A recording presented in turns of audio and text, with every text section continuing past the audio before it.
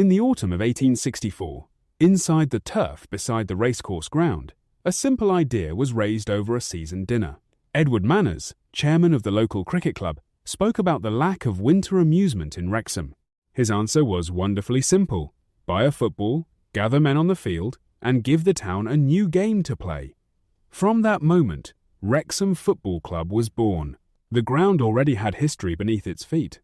Before football, this was a racecourse in the truest sense.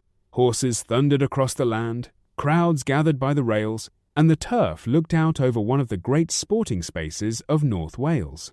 An 1832 map shows the horse racing track here, decades before football was first played on the racecourse. But football changed everything. From those first winter games, Wrexham became woven into the town. The racecourse became more than a field. It became a meeting place, a stage, and eventually one of the most important football grounds in Wales. Wrexham AFC, founded in 1864, is recognised as Wales's oldest professional football club and one of the oldest professional clubs in the world. The racecourse also became part of Welsh football history. It hosted Wales internationals, with the turf and its old changing room standing beside the action. Wrexham AFC's own first-time fan guide describes the racecourse as the world's oldest international football stadium, having hosted Wales' first home international match against Scotland. Through the early decades, the club's colours and identity changed, but the bond between town, pub, ground and supporters only grew stronger. The turf was not just next to the stadium, it was part of the stadium's soul. Fans could gather there, watch from the balcony, and step straight into the noise of match day. By the 1960s, the racecourse had become a proper football landmark. Floodlights burned over Mould Road, police guided crowds outside the turf, and thousands packed in for famous cup ties. Wrexham had become the kind of club that could make a small town feel like the centre of football. Then came the great Wrexham sides of the 1970s.